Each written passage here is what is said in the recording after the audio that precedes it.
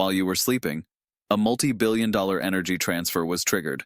Not by war, not by missiles, by a sentence. Donald Trump. One statement, and global oil prices collapsed over 2%. Brent fell to $64.85 per barrel. WTI slid to $60.48 in hours. No bombs dropped, no carrier groups moved, no new sanctions announced. Just a calm remark about Iran cooling down. And the market instantly understood the message. Washington will not press the button. Not yet. And when Washington doesn't press the button, money reverses. Locked flows reopen. Venezuela quietly restarted oil fields strangled by U.S. embargoes. Tankers turned back. Export contracts came back to life. While you see de-escalation, the market sees a treasure map, a map to oil basins, port terminals, and long-term land leases. A silent ownership transfer worth tens of billions just began, without a single shot, without a declaration of war. And nobody is talking about what it actually means. This is not politics. This is an operating system. It runs wars. It runs sanctions. It runs peace. The same sequence, the same beneficiaries, the same outcome. Stage 1. Isolation. JP Morgan freezes dollar clearing. Citigroup blocks correspondent channels. The IMF labels the country high risk. Capital flees. Currencies collapse. Stage 2. Demonization. CNN runs the footage. The New York Times chooses the adjectives.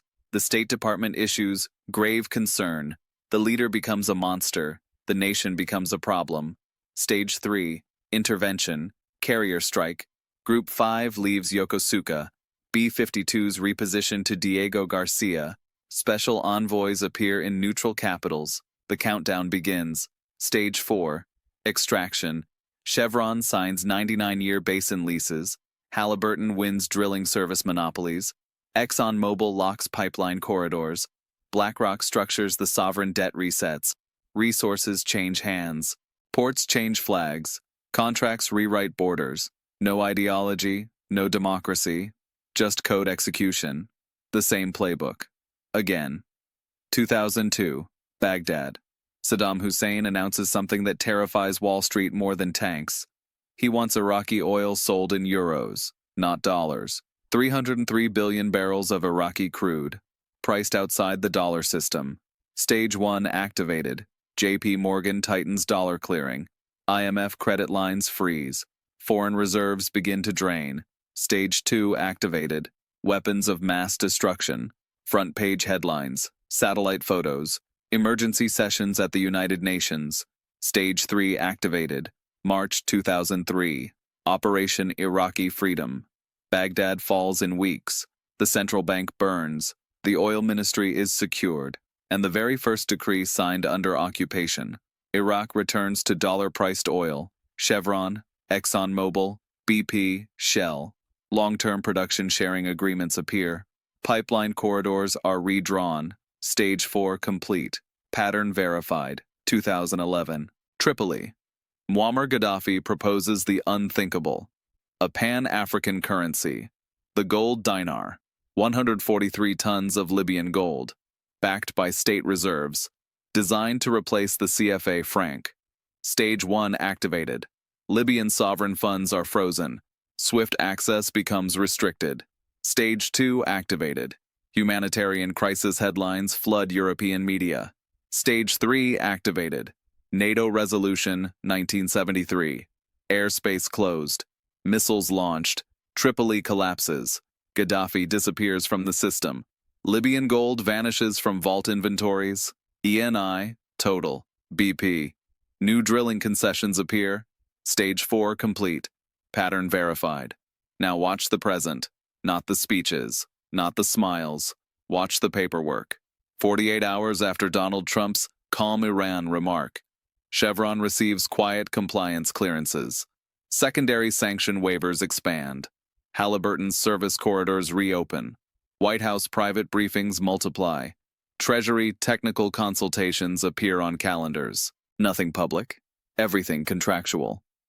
Meanwhile in Caracas, PDVSA restarts export terminals.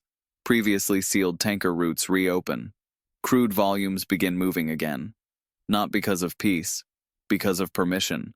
Because extraction must resume. 99-year basin leases begin circulating inside Washington law firms. Shipping insurance syndicates reprice Venezuelan routes. Commodity desks quietly reposition. Television talks about de-escalation. The contracts talk about territory. Television talks about diplomacy. The contracts talk about ownership. Don't look at the handshake. Look at the lease. Don't look at the ceasefire. Look at the drilling permits. This is not peace. This is stage 4 warming up. Now it reaches you. Not on a battlefield, at a gas station, when Venezuelan crude flows again. Pump prices at station number 417 in Houston drop 5 cents. For a week, you feel relief. You think stability returned. Meanwhile, ExxonMobil revalues its Orinoco Basin exposure. Chevron reroutes Caribbean lifting contracts. BlackRock rotates energy sector ETFs. Your retirement account doesn't feel relief. It feels dilution. Energy equities bleed. Dividend projections shrink. Bond risk premiums shift. 5 cents at the pump. 5% in your portfolio. And you never see the exchange. Pension funds reallocate.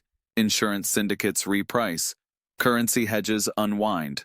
What looks like peace is actually extraction returning to baseline. Your wallet becomes collateral, without a headline, without a vote. Don't listen to speeches. Audit your exposure. Don't believe peace. Track corridors, pipelines, ports, basins. That's where your money really lives now. The pattern doesn't care if you believe in it. It doesn't need your permission. It just unfolds. The same code, the same sequence, the same beneficiaries. You were never the audience. You were the asset. The next stage is already warming up. New leases are being drafted, new corridors are being surveyed, and you will hear about it last. Subscribe. Not for entertainment, for survival. Because in this system, there are only 2 roles: the operator and the prey.